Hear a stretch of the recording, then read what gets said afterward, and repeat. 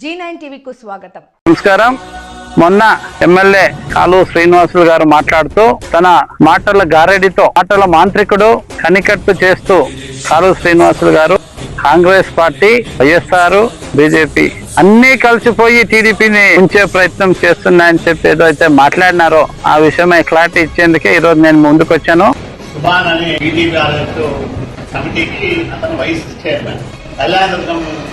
Quota కింద అతనికి ఆ పదవి అతని మీద దాడి మన ఊర్లో జరిగింది, రాయదుర్గంలో జరిగింది.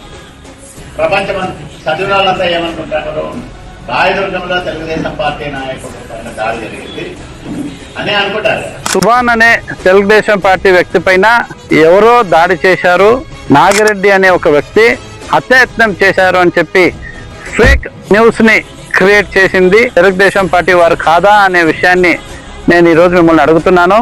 నేను లీడర్ని మాత్రమే కాదు, ఒక లాయర్ కూడా అనే విషయాన్ని మీరు గుర్తెరగాలి.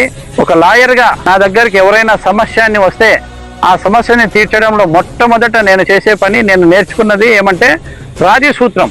రెండు వైపులా కూర్చోబెట్టి రాజీ చేయడం అనేది ఒక ఫార్ములా. ఎందుకంటే జరిగే ప్రతి గొడవ పోలీస్ స్టేషన్లో ఎఫ్ఐఆర్గా నమోదైతే ఇప్పుడు ఆల్రెడీ లక్షలాది కేసులు రాష్ట్ర వ్యాప్తంగా, దేశవ్యాప్తంగా పెండింగ్ ఉన్నాయి.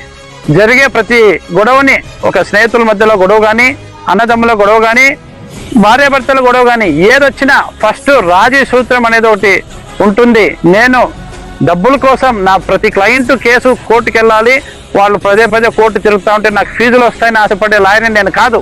రాయదుర్గం నియోజకవర్గ వ్యాప్తంగా ఎవరికి ఏం సమస్య వచ్చినా నాకు ఎంతో మంది సలహాలు, సూచనలు అడుగుతుంటారు.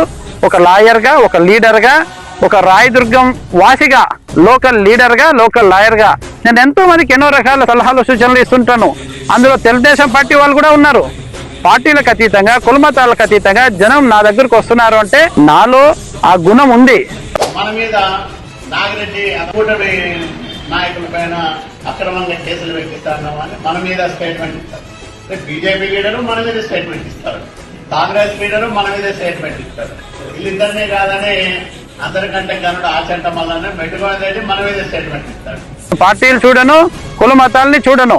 నేను చూసేది ఒకటే, వచ్చిందే మనిషికి ఏం సమస్య వచ్చింది, ఆ సమస్యని ఎలా సాల్వ్ చేయాలనే ఆలోచనతోనే నేను పోలీస్ స్టేషన్ ఫోన్ చేసిన మాట నిజమే.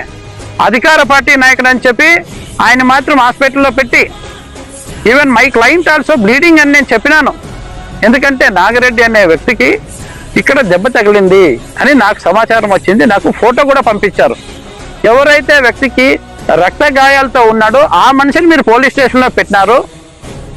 ఎవరికైతే రక్త గాయాలు లేవో ఆ మనిషి హాస్పిటల్లో ట్రీట్మెంట్ తీసుకుంటూ నా పైన హత్యాయత్నం జరిగింది అని చెప్పి అబద్ధ ప్రచారం చేస్తున్నారు. Nagireddy is going to be my client. I have to take this file. నేనే బెయిల్ ఇప్పేయాల్సి వస్తుంది మీరు ఎఫ్ఐఆర్ చేస్తే. నాగిరెడ్డి కూడా ఒక కంప్లైంట్ ఇస్తున్నారు.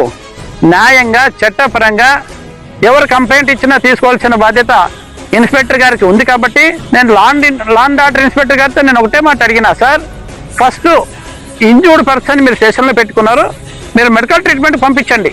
మెడికల్ ట్రీట్మెంట్ అయిన తర్వాత తీసుకొచ్చి విచారించండి.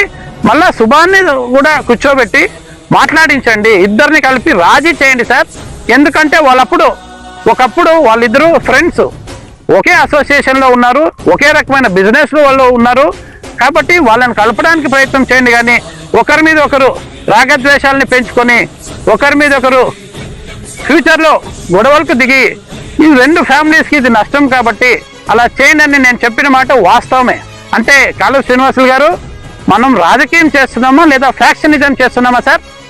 ఎవరైనా వస్తే నువ్వు నా పార్టీ వాడివి కాదు, నేను నీకు హెల్ప్ చేయను అని చెప్పడానికి నేను నాన్ లోకల్ లీడర్ని కాదు సార్. ఇది నా ఊరు, ఈ ఊర్లో ఉండే వాళ్ళంతా నా జనం, ఆ జనం రెస్పాన్సిబిలిటీ నాది. రైతు దేవోభవ, రాయదుర్గం నియోజకవర్గ ప్రజల దేవోభవ అనే ఒక నినాదంతో నేను ప్రజాసేవ చేస్తూ ఈరోజు ఈ కాంగ్రెస్ కండువా వేసుకొని మేము ప్రజల ముందుకు వెళ్తున్నాను. ఒక లాయర్గా, ఒక లీడర్గా నా దగ్గరికి ఏదైనా సమస్య వస్తే ఆ సమస్యను ఫస్ట్ రాజీ సూత్రంతో, రాజీ మార్గంలో తీసుకెళ్లే ఒక సదుద్దేశంతోనే నేను ఆ ప్రయత్నం చేశాను. నేను ఒకటే మాట చెప్పిన, కంప్లైంట్ వాళ్ళు ఇచ్చినా తీసుకోవాల్సిందే, వీళ్ళు ఇచ్చినా తీసుకోండి. ఇద్దరు ఒకరికొకరు కొట్టుకున్నారంటే మరి ఇద్దరు కంప్లైంట్ తీసుకోవాల్సిందే కదా, అందులో తప్పేముంది అని నేను మిమ్మల్ని అడుగుతున్నా కాళ శ్రీనివాసులు గారు. అంటే ఇప్పుడు నేను వాళ్ళకు వాళ్ళు కొట్లాడేటట్లు చేయాల్సిందా? మన ఇదేమన్నా ఫ్యాక్షనిజమా? రాజకీయ నాయకులు చేయాల్సిందేమి? ఎన్నోసార్లు మా చిన్నప్పుడు మా పల్లెటూరులో ఎన్నోసార్లు గొడవ జరిగితే మా నాన్న కానీ మా పెద్దనాన్న కానీ మా అన్నదమ్ములు కానీ వాళ్ళిద్దరిని కూర్చోబెట్టి రాజీ చేసి, అరే అట్లా కొట్టుకోరాదురా, ఒకరికోరు మనం ఐకమత్యంగా ఉంటేనే బలం అని అన్నదమ్ముల్ని కానీ అక్క చెల్లెళ్ళు కానీ భార్య భర్తలు కానీ కలపడం మేము చిన్నప్పటి నుంచి చూసినాము. ఆ గుణం మాలో ఉంది కాబట్టి ఈ చినికి గాలివానే అగ్గిని రాజేస్తే చూస్తుంటే మీ ఉద్దేశం ఈ వ్యవహారం చినికి గాలివానాయ్ దుమారం రేగి వైషమ్యాలు చెలరేగాలి, ఆ రెండు కుటుంబాల మధ్యన విద్రోహ జ్వాలలు రగిలితే ఆ అగ్గిలో చలిగాచుకోవాలని చూస్తున్నారా కాళు శ్రీనివాసులు గారు? అందుకేనా మీరు ఏ పార్టీ అయ్యి ఏ పార్టీ వాళ్ళ కోసం మీరు మాట్లాడుతున్నారని నన్ను అడుగుతున్నారే? రాయదుర్గం నియోజకవర్గ వ్యాప్తంగా కుల మతాలకు అతీతంగా, ప్రాంతాలకు అతీతంగా, రాజకీయ పార్టీలకు అతీతంగా ఎవరైనా రాని వాళ్ళకి అభయహస్తం ఇస్తాడు ఈ గౌని ప్రతాప్ రెడ్డి అనే విషయం వాళ్ళకి తెలుసు కాబట్టి నా దగ్గరకు వస్తున్నారు, వాళ్ళ కష్టాలు చెప్పుకుంటున్నారు. అలాగని చెప్పి నేను వారిద్దరి మధ్యన అగ్గి రాజేసి చలి కాచుకునే విధానం నాది కాదు. అలాంటి స్వార్థ రాజకీయ నాయకుని నేను కాదు. నిస్వార్థంగా నా ప్రజలకు, నా రాయదుర్గం నియోజకవర్గ ప్రజలకు నా నుంచి ఎంత చేతనైతే అంత ఎక్కువ సాయం చేయాలనుకునేవాడిని కాబట్టి నేను ఈరోజు రాజీకి ప్రయత్నం చేశాను.